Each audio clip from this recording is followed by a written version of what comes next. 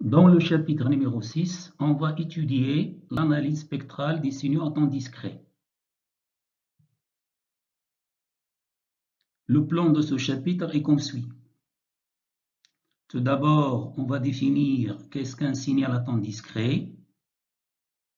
Ensuite, on définit l'énergie et la puissance d'un tel signal. Et on va voir comment calculer le produit de convolution et la fonction de corrélation de deux signaux à temps discret. Vu l'importance considérable de la TF en traitement de signaux, il est nécessaire de la mettre sous une forme appropriée pour un traitement numérique. Cette forme s'appelle transformée de Fourier discrète. Cette mise en forme de la TF normale se fait en deux étapes. Dans la première étape, on va voir comment se calcule la TF d'un signal à temps discret. Et dans la deuxième étape, on passe à la TFD, c'est-à-dire à la forme adaptée au traitement numérique des signaux. Et on verra finalement qu'il existe une version rapide de la TFD qui s'appelle la FFT, transformée de Fourier rapide.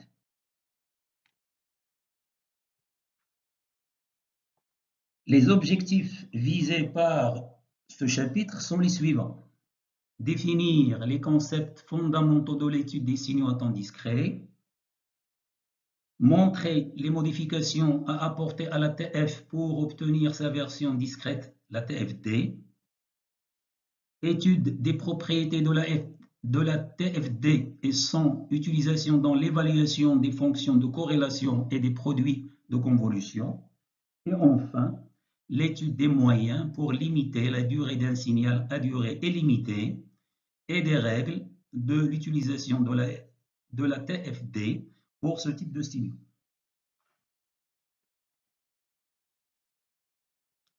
Dans le chapitre numéro 5, on a vu que le traitement numérique d'un signal analogique, c'est-à-dire signal à temps continu, exige sa numérisation.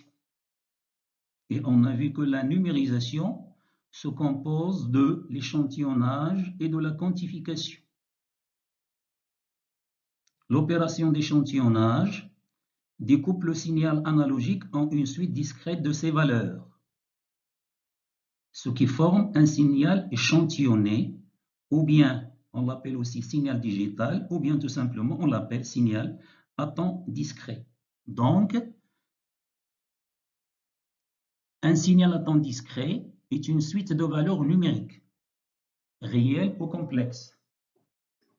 Si elle est formée par des valeurs réelles, elle est appelée signal discret réel. Si elle est composée de valeurs complexes, on l'appelle signal discret complexe. Un signal numérique est un signal discret, mais dont l'amplitude est quantifiée.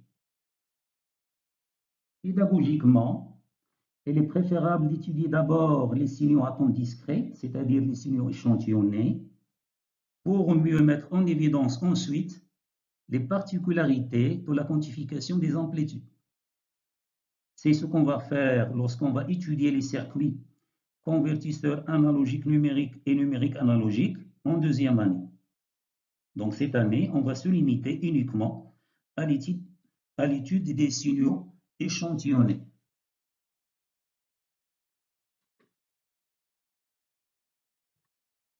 Il existe deux notations pour représenter un signal à temps discret. La notation 1, x de k, ou bien la notation 2, x de k, te, où la variable k est un anti-relatif positif ou bien négatif.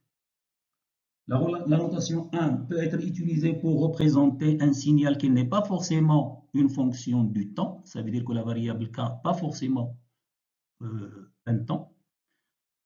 Tandis que la notation 2 implique une répartition périodique des valeurs selon la variable qui représente généralement le temps. Le terme TE est la période d'échantillonnage.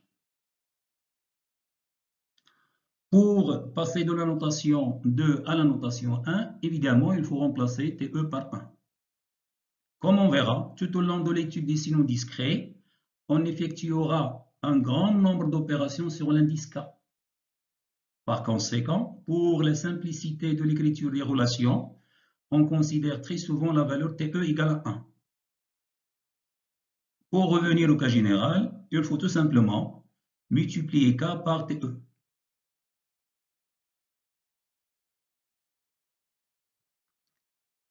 Il existe plusieurs façons pour décrire un signal à temps discret.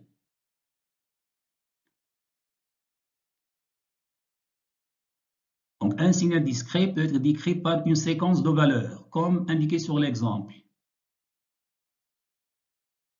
Donc, où la barre sur le symbole 1 indique l'origine du temps, c'est-à-dire n égale à 0. Pour cet exemple, x de 0 donc est égal à 1, x de 1 est égal à 1 demi, x de 2 est égal à 1 quart et x de 3 est égal à 1 huitième. X de moins 1 est égal à 0, x de moins 2 est égal à 0.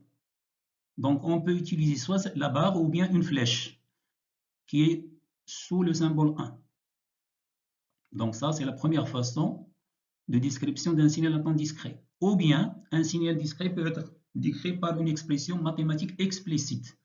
Et vous avez un exemple.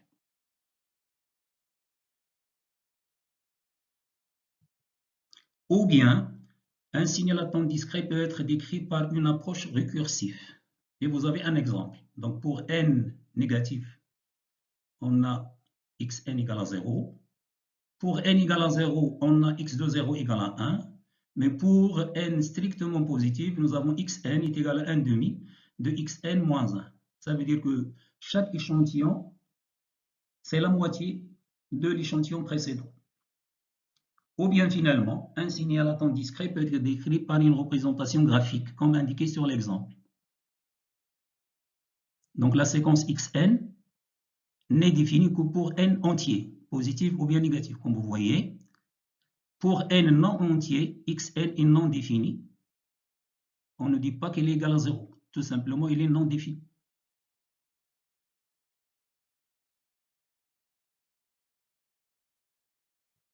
Un signal à temps discret peut être à durée limitée ou bien illimitée. Si un signal est défini pour un nombre fini K d'échantillons, il est appelé signal à durée limitée. Le nombre K représente la durée d'un tel signal dont l'expression est la suivante. Donc x de k est égal à x de k pour k compris entre k de 0 et k de 0 plus k moins 1. Donc au total, nous avons k échantillon est égal à 0 partout ailleurs.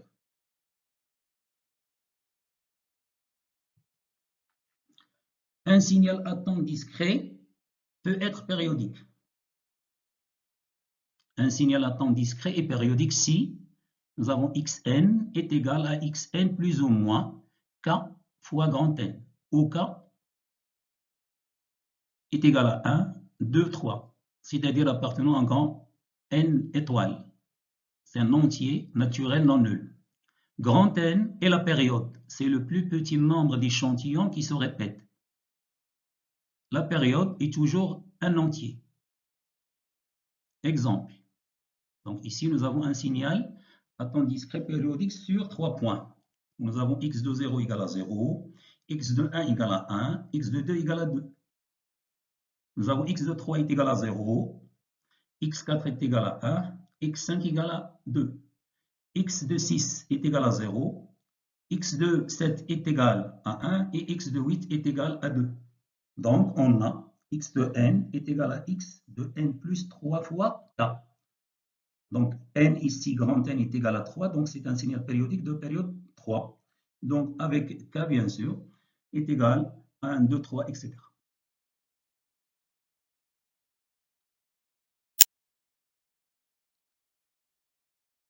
Donc, soit un signal à temps discret représenté par la séquence x de n.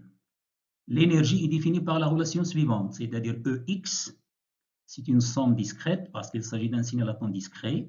Sommation de k égale à moins 1 jusqu'à plus l'infini, de moins l'infini jusqu'à plus l'infini, du module de xk au carré. La puissance moyenne est définie par P de x, c'est la limite quand n tend vers l'infini, 1 sur n, sommation discrète de k égale à m jusqu'à m plus n moins 1 et la sommation de xk module au carré. Donc ici, il s'agit d'un signal de n échantillons. Donc c'est la puissance moyenne, par exemple, d'un signal périodique qui est à énergie infinie et à puissance moyenne finie.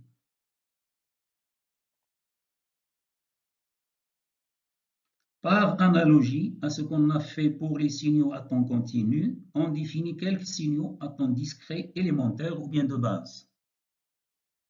On a d'abord le signal impulsion unité qui est noté par delta et défini par n égale à 1 si n égale à 0 et égale à 0 si n est différent de 0. C'est un signal qui est nul partout sauf en 0. Tout signal à temps discret xn peut être écrit sous forme d'une somme d'impulsions unités décalées, delta n2 moins k, d'amplitude xk. Donc cette relation, c'est une représentation mathématique d'un signal à temps discret. Il sera très fréquemment utilisé. Donc tout signal à temps discret peut s'écrire comme la somme infinie d'impulsions décalées d'amplitude xk. Donc, il y a aussi un signal qui s'appelle le saut unité, qui est noté toujours U de t et est défini par U de n égale à 1 pour n supérieur ou égal à 0, égal à 0 pour n négatif. Donc, elle est nulle pour n négatif, c'est un signal causal. Et puisque c'est un signal à temps discret, il peut s'écrire comme une somme infinie d'impulsions décalées, mais d'amplitude égale à 1 pour tous les échantillons. Donc, on a sommation de 1 fois delta de n-k. Donc, inversement, on peut exprimer le signal impulsion unité comme la différence entre deux signaux saut unité. Donc, un moins un moins 1. Il y a le signal rectangle qui est défini par la relation. Pour des raisons de simplicité, le signal rectangle numérique par opposition à sa version analogique est défini à partir de l'origine. Et on a aussi cette deuxième relation, donc le signal rectangle et la combinaison linéaire de deux signaux saut unités. Donc c'est un moins k. Avec k, c'est la durée du signal, le nombre d'échantillons. Il y a le signal triangle d'amplitude maximale 1, centré à l'origine et de largeur totale à la base 2 fois n est défini par cette relation. On définit aussi le signal sinus cardinal, discret par la relation. Donc sinus cardinal, ça serait le sinus de nπ sur n sur nπ sur n. Ce signal est nul pour n est égal à k fois grand n, avec k est égal à 0, 1, 2, etc.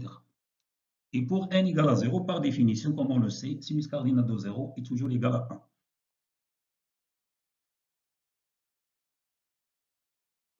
On définit aussi une classification des signaux à temps discrets. Donc les sous-ensembles suivants des signaux à temps discrets jouent un rôle très important en traitement numérique. Tout d'abord, on définit la classe des signaux à énergie finie. C'est l'ensemble des signaux discrets pour lesquels l'énergie est finie. On définit aussi une deuxième classe, c'est la classe des signaux à temps discret à puissance moyenne finie. Tout simplement, c'est la classe des signaux pour laquelle la puissance est finie, inférieure à l'infini. On définit aussi une troisième classe qui est la classe des signaux à temps discret bornés. C'est-à-dire que pour chaque signal, il existe une constante Bx telle que le module de xn est inférieur à Bx. Ça veut dire que tous les échantillons sont bornés par cette limite-là, par cette valeur-là. Et ceci pour tous les échantillons, pour tout n appartenant à Z. Et finalement, on parle de classe des signaux absolument sommables, c'est-à-dire pour lesquels on a la sommation des modules de xn est finie, c'est-à-dire inférieure à l'infini.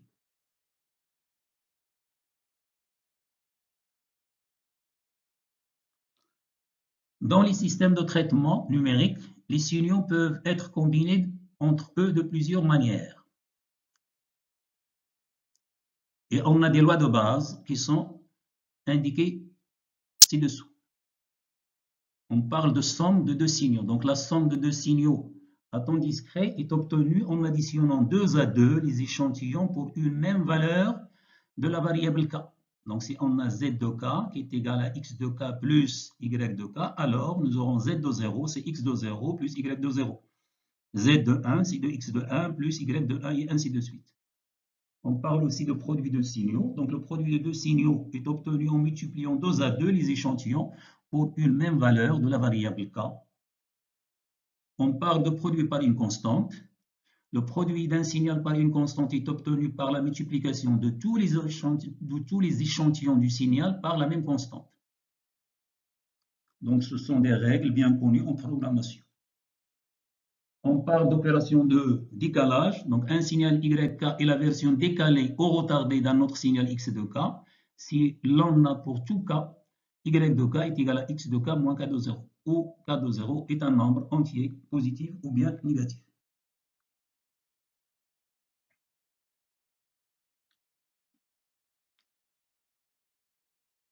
On définit maintenant le produit de convolution entre deux signaux. Donc le produit de convolution entre deux signaux à temps discret X de K et Y de K est défini par,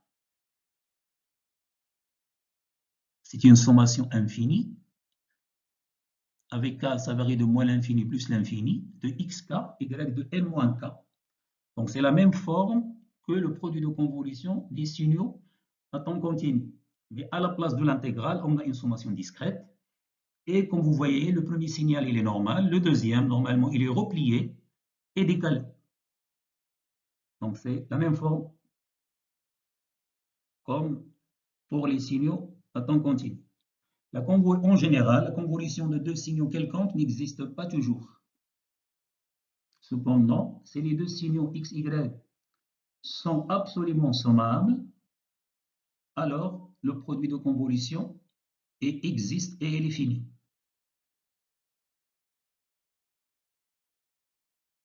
Exemple, donc on va calculer le produit de convolution de deux signaux. Le signal x, c'est un signal rectangle et le signal y, c'est un signal puissance. Donc remarquez que le modèle de A est inférieur à 1 pour que le signal converge.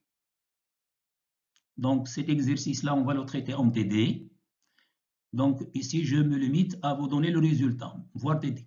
Donc pour n négative, on trouve que le produit de convolution z de n égale à 0.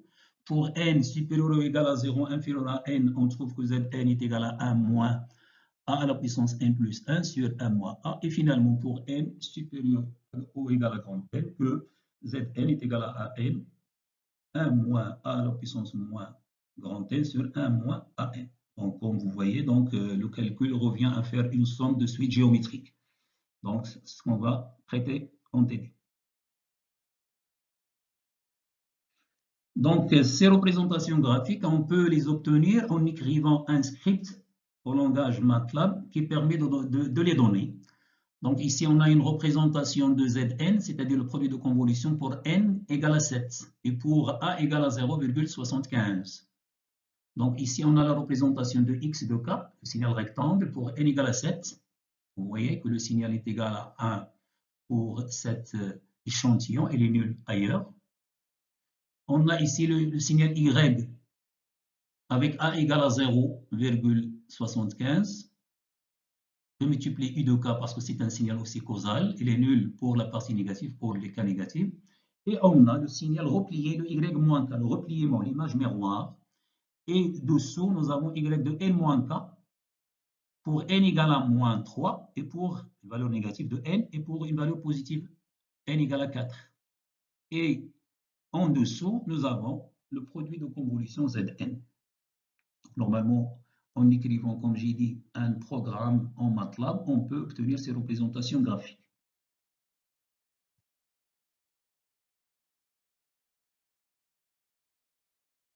Pour les séquences finies, c'est-à-dire les signaux à durée finie, on parle de convolution de séquences finies. Donc la convolution Zn de deux séquences finies, xn et yn, est une séquence finie. Donc, si nous avons un signal xn représenté par une séquence finie et un autre signal à temps discret yn représenté par une séquence finie, alors Zn qui est le produit de convolution, ça serait une séquence finie. Donc les règles suivantes permettent de vérifier le résultat de calcul. Donc l'indice de début de Zn est la somme des indices de début de xn et de yn, comme on va montrer sur un exemple. L'indice de fin de Zn est la somme des indices de fin de xn et de yn. Donc la longueur de Zn, c'est-à-dire la durée, la longueur, le nombre d'échantillons, la longueur de Zn, c'est la longueur de xn plus la longueur de yn moins 1.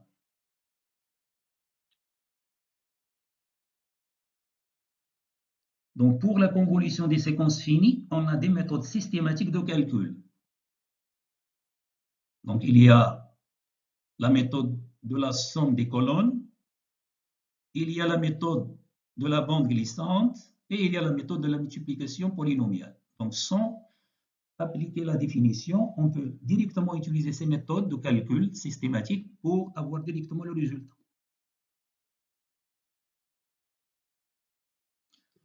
La méthode de la somme des colonnes ressemble beaucoup à la méthode de la multiplication faite à la main. On parle d'un multiplicand, d'un multiplicateur et du résultat. Donc le multiplicand, ça serait le signal yn, le multiplicateur, ça serait le xn, et le résultat, ça serait le produit de convolution. Donc on met la séquence yn dans une rangée. Au-dessous, on place la séquence xn en alignant les indices de début, problème du tiret ou bien de la barre et de la flèche que nous avons déjà défini, les deux séquences. Ensuite, on multiplie chaque valeur de yn par une valeur de xn. On répète pour une autre valeur de xn en plaçant le résultat dans une rangée en dessous et ainsi de suite. Finalement, on fait la somme des colonnes pour obtenir le résultat final. Donc, prenons l'exemple suivant. Donc, nous avons deux signaux à temps discret, donc deux séquences finies. Nous avons yn qui est formé par 2, 5, 0, 4 et le signal xn défini par la séquence finie 4, 1, 3. Donc, nous avons les flèches qui repèrent les indices de début. Ça veut dire que y de 0 égale à 2, y de 1 égale à 5, y de 2 est égal à 0, y de 3 est égal à 4. Donc, x de 0 est égal à 4, x de 1 égale à 1 et x de 2 égale à 3. Et maintenant, on va essayer d'appliquer la méthode de la somme des colonnes. Donc, on va placer le yn dans une rangée. Dessous, on va placer le xn, mais en alignant les indices de début. Regardez, le 4, c'est au-dessous de 2. Et on fait la multiplication normale. Donc, 4 fois 2, c'est 8. 4 fois 5, c'est 20. 4 fois 0, c'est 0. 4 fois 4, c'est 16. Et on fait maintenant la multiplication avec la deuxième valeur, le deuxième élément de xn. Mais on fait un décalage à droite et non pas à gauche comme on a l'habitude de faire dans la multiplication des nombres. On va décaler d'une rangée, d'une colonne vers la droite et nous aurons la multiplication cette fois-ci de 1. Donc nous aurons 1 fois 2 c'est 2, 1 fois 5 c'est 5, 1 fois 0 c'est 0 et 1 fois 4 c'est 4.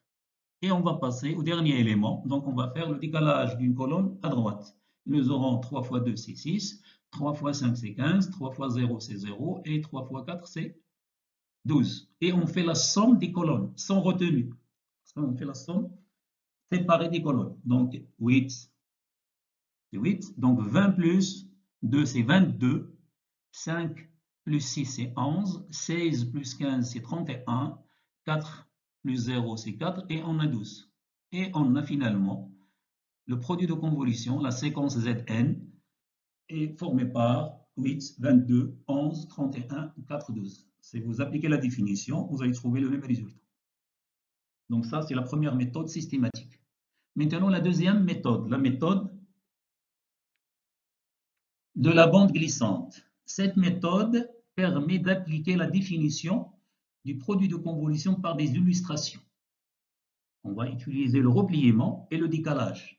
Donc, on va replier le xn pour obtenir x moins n, puis décaler x moins n devant yn en multipliant les valeurs de x moins n avec celles de yn et on fait la somme. Donc, le yn, on va le mettre dans une rangée. Le xn, il faut le replier. Donc, c'est replié, ça va devenir, il y a des valeurs pour des indices négatifs, et on fait le produit. Donc, 4 fois 2. Et nous aurons la première valeur de z. Z, c'est pas y, z de 0 est égal à 8. Et on va décaler. Donc, on va décaler. Donc, qu'est-ce que nous aurons? Nous aurons maintenant à multiplier le 1 avec le 2, ça va donner 2. Et le 4 avec le 5, ça va donner 22. Et on fait la somme. Et on va trouver le deuxième élément, le Z2. Et on fait le décalage une autre fois. Donc, nous aurons 3 produits à calculer. 3 fois 2, c'est 6. 5 fois 1, c'est 5. Et 4 fois 0, c'est 0. Et on fait la somme. Et nous aurons le deuxième élément, 11. On va continuer par le décalage. Donc, nous aurons 3 fois 5, ça donne 15. 1 fois 0, ça donne 0. Et 4 fois 4, ça donne 16. Et on fait la somme, ça va donner 31. On continue le décalage. Toujours à droite, nous aurons 3 fois 0, c'est 0. Et 4 fois 1, c'est 1. Si je fais la somme, j'aurai 4. Et finalement, le dernier décalage, normalement, c'est nous aurons 4 fois 3, c'est 12. Et nous aurons 12. Bien sûr, si je continue le décalage, je ne vais obtenir pas de produit parce que c'est 0. Donc, le résultat est Zn égale 8, 22, 11, 31, 4, 12. On remarque qu'on a obtenu le même résultat que tout à l'heure.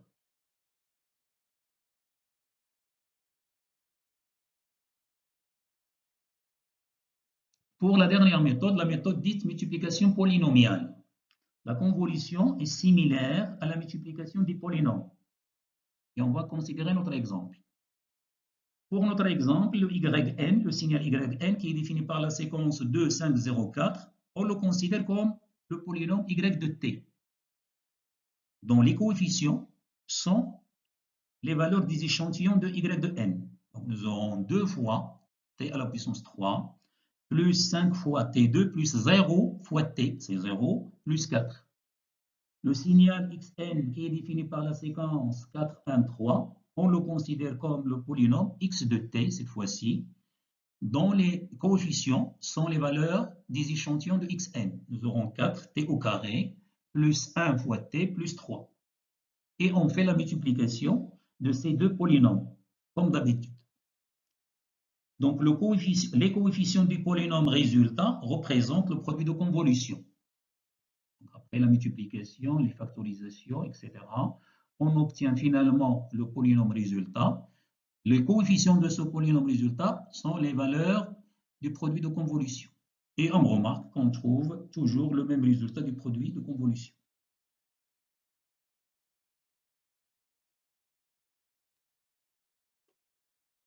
Propriétés de la convolution. C'est les mêmes propriétés qu'on a vues lors de l'étude de la convolution des signaux à temps continu. Il suffit de remplacer tout simplement le t qu'on a vu par petit n ou bien petit k.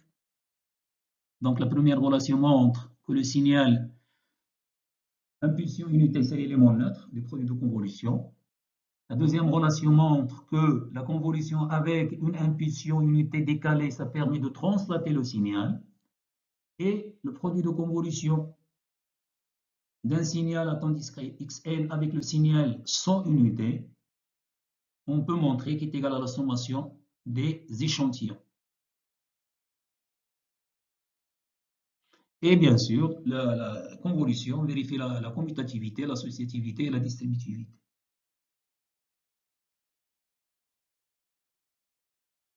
Bon, maintenant, on va définir ce qu'on appelle la fonction de corrélation pour les signaux à temps discret. Donc, la fonction de corrélation pour des signaux à temps discret est définie par, c'est une sommation discrète, parce qu'il s'agit, je répète, des signaux à temps discret. Sommation de k de moins l'infini jusqu'à plus l'infini, de x de k, y étoile de k moins n. On remarque que c'est la même forme que la fonction de corrélation que nous avons étudiée pour les signaux à temps continu. Donc, tout simplement, au lieu de travailler avec l'intégrale, on travaille avec une sommation discrète. Regardez que le deuxième signal est toujours conjugué, il n'est pas replié. Nous avons x de k, y de étoile de k moins n. Il n'y a pas de repliement, et bien sûr, évidemment, il est décalé. Exemple, fonction de corrélation des deux signaux que nous avons déjà utilisés tout à l'heure pour le produit de convolution, le signal rectangle et le signal puissance. Donc, cet exercice aussi, on va le traiter en TD. Et maintenant, ici, je résume le résultat final, voire TD. Donc, vous pouvez appliquer la définition, comme on vient de dire, et vous pouvez trouver ce résultat. Donc, comme vous voyez, ça revient à faire la somme des suites géométriques. Donc, on va le traiter en TD. La même chose, j'ai ici la représentation de xk, le signal rectangle sur cet échantillon. Le signal puissance pour n égale à 0, c'est-à-dire son décalage, et le signal y pour un décalage n égale à 6, n égale à 3 et n égale à moins 4. Et finalement, on a la représentation graphique de la fonction d'intercorrélation, Cxy de n.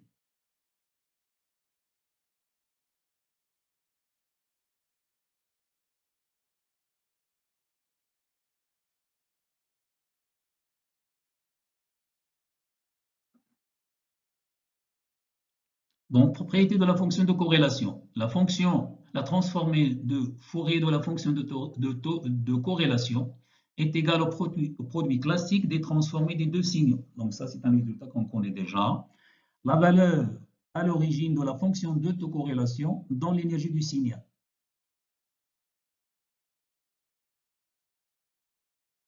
Donc, ce sont les mêmes propriétés que nous avons déjà définies lors de l'étude du signal à temps continu. Je rappelle ici que pour les signaux non périodiques à temps continu, la transformée de Fourier est définie par x de f, l'intégrale de moins l'infini plus l'infini, x de t, l'exponentielle de moins j de fois pi ft dt. Et que la transformation inverse est donnée par la relation que vous connaissez, x de t, c'est l'intégrale de moins l'infini plus l'infini, xf, l'exponentielle de j de fois pi ft df. Comme nous avons dit tout à l'heure, vu l'importance considérable de l'ATF en traitement de signaux, il est nécessaire de la mettre sous une forme appropriée pour un traitement numérique, parce que nous, on est en train de faire le traitement numérique des signaux. Et cette forme, ça s'appelle l'ATFD. Dans ce qui suit, on va présenter les modifications à apporter à l'ATF définie pour les signaux à temps continu, c'est-à-dire l'intégrale, que vous voyez, pour obtenir sa version discrète. Donc, pour transposer cette transformation au signaux discret, il faut remplacer l'intégrale par une série, c'est-à-dire par une sommation discrète, et le temps continuité par le temps discret KTE. On va remplacer T par KTE. Mais puisque nous, on a adopté la première notation, c'est-à-dire on va prendre TE égale à 1, et on obtient la relation. Donc, la transformée de Fourier d'un signal à temps discret est définie par XF, c'est une sommation, donc à la place de l'intégrale, on a la sommation discrète, xk, à la place de x de t, donc nous, on a adopté la première notation, c'est-à-dire x de t, c'est-à-dire au lieu de kte, on a pris te égale à 1, et nous avons l'exponentielle de moins j de fois pi fk tout court. Donc il est important de noter que xf est une fonction complexe de la variable réelle continue, parce que f, c'est une variable continue pour le moment. Donc, on a transposé la relation qui est dans la transformée de Fourier pour un signal à temps continu à xf qui permet de calculer la transformée de Fourier d'un signal à temps discret. Qu'est-ce qu'on a fait? Tout simplement, on a remplacé l'intégrale par une sommation discrète et le t, on l'a remplacé par kte. Nous, on considère te égale à 1. Donc, xf est une fonction complexe, parce qu'il est l'exponentielle, de j moins j, de la variable réelle f, et cette variable, elle est continue, toujours. Donc, l'ATF d'un signal à temps discret existe si, seulement si, cette sommation discrète converge. Autrement dit, puisqu'on a le module de l'exponentielle égal à 1, la condition suffisante pour que xf existe, il faut que la sommation des modules de xk soit inférieure à 1. Autrement dit, il faut que le signal appartienne à la classe des signaux absolument sommables, comme on a déjà défini avant. Cette condition est toujours satisfaite pour des signaux à énergie finie.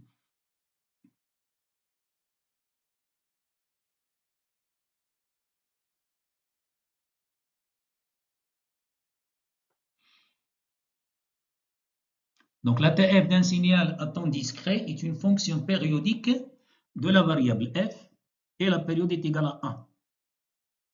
Donc, à partir de la définition de xf, on va remplacer f plus 1 et on va remplacer f par f plus 1 et on va vérifier à quoi est égal. Donc, nous avons sommation discrète de xk, l'exponentielle de moins j deux fois pi f, mais à la place de f, je vais mettre f plus 1, k.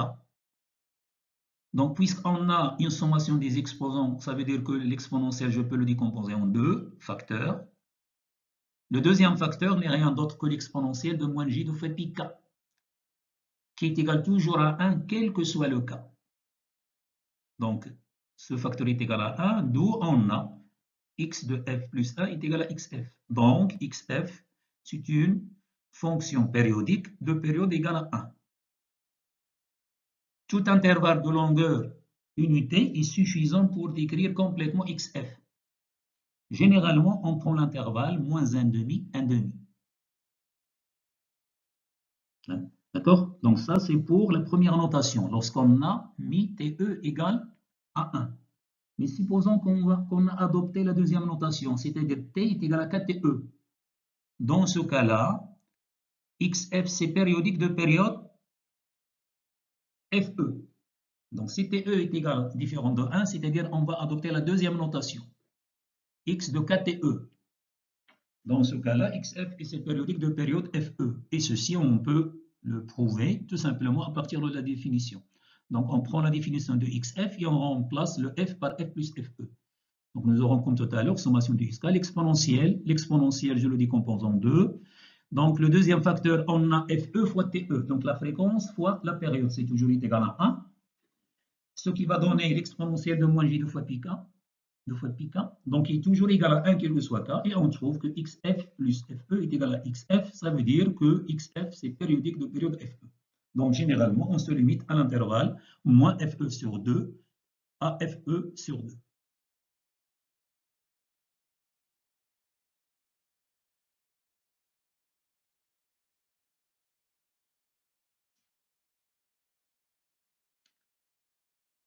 Transformé de Fourier inverse.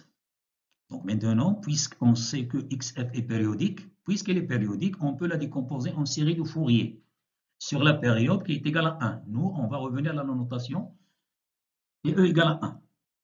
Donc, puisque xf est périodique, alors on peut la décomposer en série de Fourier. Sur la période est égale à 1, donc l'intervalle qu'on a pris, c'est moins 1,5 jusqu'à 1,5. Les coefficients de développement deviennent alors le signal à temps discret xk. Et on a xk est égal à 1 sur la période, moins la moitié, moins f sur 2 plus f sur 2 de xf, l'exponentielle, avec un signe plus df. Donc ça, c'est les coefficients de Fourier, tout simplement comme on a déjà fait. Puisque f est égal à 1, parce que xf est périodique de période 1, on a x de k est égal à l'intégrale de moins 1,5 à 1,5 de xf l'exponentielle.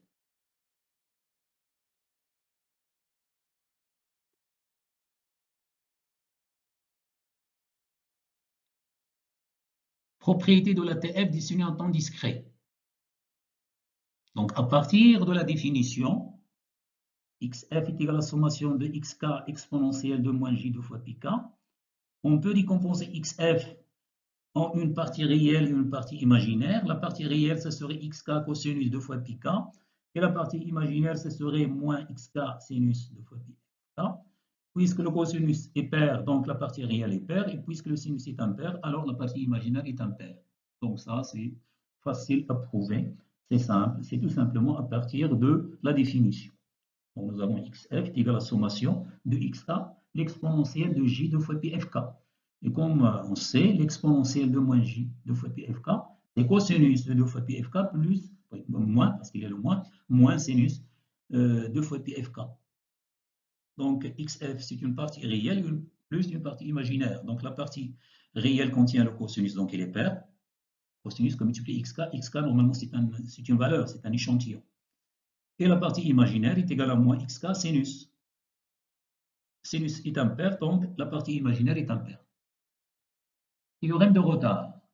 Donc, la TF d'un signal retardé y de k qui est égal à x de k moins t de 0, sa transformée de Fourier y de f, comme on a déjà vu, le retard se traduit par une modulation. Donc, c'est la même chose. Bien sûr, xf, c'est la TF du signal xk. Et ici, vous avez la démonstration. On va partir de la définition et on va appliquer un changement de variable. Donc, en 2 lignes, on trouve le résultat. Donc, le retard temporel se traduit par une modulation fréquentielle, comme on a déjà vu pour les signaux à temps continu. Transformé d'un produit. Donc, la TF d'un signal ZK qui est égal à XK fois YK est le produit de convolution continue des transformés de Fourier de XK et de YK. Comme on a vu, la TF, toujours, elle change le type de produit. Ici, nous avons le produit normal. Alors, pour les TF, nous aurons le produit de convolution. Et vous avez ici la démonstration. On va partir de ZK égale à XK, YK. Et chaque signal, il sera remplacé par sa transformée inverse. Donc, x de k a pour transformer grand x de g. G, c'est une fréquence. La même chose, le y de k a comme transformé grand y de g'. G', normalement, c'est une fréquence aussi. Donc, on fait le produit, on peut regrouper les termes. Et bien sûr, après, on fait un changement de variable. On va poser f est égal à g plus g', et on va éliminer g', et on va garder uniquement g et f. Ce qui est entre crochets, vous pouvez le remarquer, n'est rien d'autre que le produit de convolution des deux transformés. Donc, la TF d'un produit normal, c'est le produit, la TF d'un produit normal, c'est le produit de convolution des transformés. C'est ce qu'on voudrait démontrer. C'est exactement la même chose comme ce que nous avons vu dans la première partie. La TF du produit de convolution. Donc, la TF du produit de convolution, xk est égal à EL, produit de convolution HL, de signe en temps discret est donné par le produit des transformés. Comme nous avons dit toujours, la TF, il change le type de produit. Donc, le produit de convolution se transforme en produit normal des transformés, tout simplement. Et ici, vous avez la démonstration.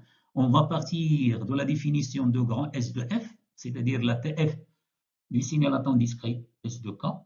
Voilà. Et je remplace le S de K par le produit de convolution, la relation que nous avons déjà définie.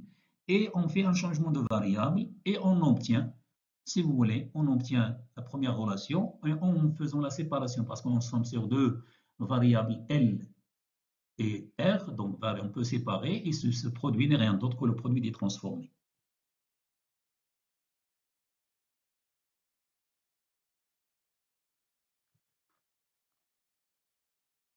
La TF de la fonction de corrélation.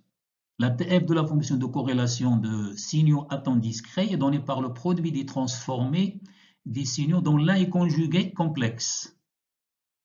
Donc ça, c'est ce qu'on appelle le théorème de Winiarti-Kitchin, normalement.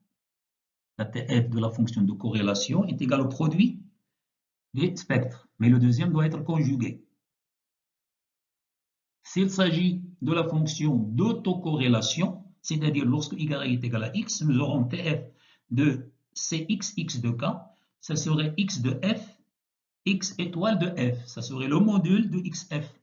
Ça, c'est ce qu'on a appelé la densité spectrale d'énergie, ou bien ce qu'on appelle directement le spectre d'énergie.